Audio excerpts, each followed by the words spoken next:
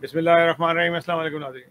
नाज़रीन, आज हम बात करेंगे सिंध के अंदर जो निचली ज़ात के हिंदुओं के साथ जो कुछ सलूक किया जा रहा है। वहाँ पे मज़हब का लिबादा ओढ़ के छोटी बच्चियों को अगवा किया जाता है, उनका मज़हब तब्दील कर दिया जाता है और फिर अगर उनकी बात ना मानी जाए तो उस बच्ची को कत्ल कर देते हैं। और बहुत आसान होता है किसी बच्ची पे या किसी औरत के ऊपर बदकारी का इल्ज़ाम लगा के उसको मार दिया जाए, क्योंकि पुलिस भी कहती है हाँ जी लड़की बदकार थी, उसकी चाल चलन अच्छे नहीं थे, उसे मार दिया।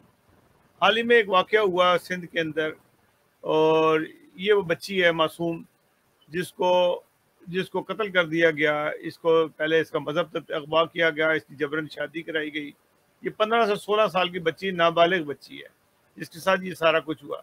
नहायत ही अफसोसनाक वाक़या है। और इसके साथ जो ज़्यादती हुई, उन्होंने कहा जी अचानक वो गोली चली और गोली भी लगी इसी को, बच्ची को ही।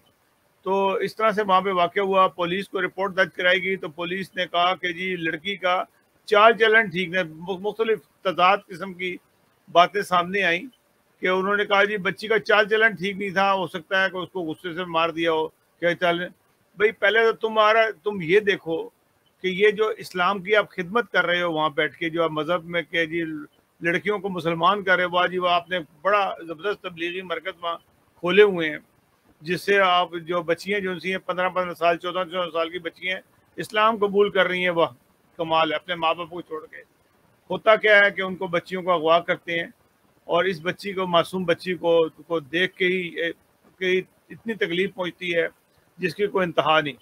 ये इस बच्ची की शक्ल को देखें, इस बच्ची को तो अभी अपने सर पैर की होश नहीं है, जिस तरीके से इसके ऊपर जुल्म हुआ है। तो इसका नाम है पूजा कुमारी, और ये बच्ची जो सी है वहाँ पे सिंध में रहती थी, और सिंध के निचली ज़ात के हिंदुओं के साथ वैसे ही हिंदुस्तान में भी बुरा हाल है, पाकिस्तान में भी बुरा हाल है।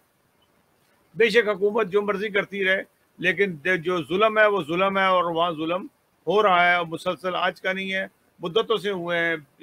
बेतहाशा बच्चियों को जो उनसे है वहाँ पे अगवा किया गया और इसी तरीके से उनके साथ ये जुल्म रवा किया गया। तो ये एक वाक़या अफसोसनाक हुआ।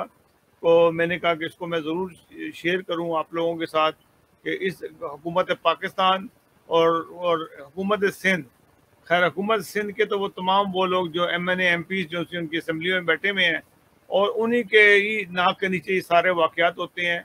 और ये जो से हैं तमाम वाक़यात जो से हैं वाक़े जो से रूनमा हो रहे हैं। तो हुकूमत पाकिस्तान खुद इस वक्त अपने अपने आप को संभालने पे है, और सिंध हुकूमत को सब कुछ मालूम होने के बावजूद भी कोई भी काम जो उनसे नहीं हो रहा, और ये इंतहा की जुल्म है। और इन लोगों को शर्म आनी चाहिए। ये लोग जो मज़हब का लिबादा ओढ़ के इन बच्चियों के ऊपर जुल्म कर रहे हैं, हिंदुओं पे जुल्म कर रहे हैं, और ये जुल्म जो उनसे आखिर एक दिन रहेगा नहीं जाएगा इंशाल्लाह ताला। इनको कभी ना कभी तो इंसाफ मिलेगा। और ये इंतहा की तकलीफ दे बात है कि इन इन इन गरीब लोगों के साथ जुल्म हो रहा है और कोई इनके इनकी इनकी सुनवाई वहाँ पे नहीं है। तो मैं इंशाल्लाह ताला अगला प्रोग्राम में भी कोशिश करूँगा कि किसी को वहाँ से सिंध से लूँ, ताकि वो लोग बताएं, अगर वो हिम्मत करें बताएं। मुसीबत तो ये है सारी, हम लोग बोलते थे यहाँ पे रहने वाले भी जो उनसे हिंदू हैं, जो पाकिस्तान से आए हुए हैं, वो भी खुल के बयान नहीं करते, कहीं उनकी फैमिलीज़ के साथ वहाँ पे कोई बुरा सलूक ना हो।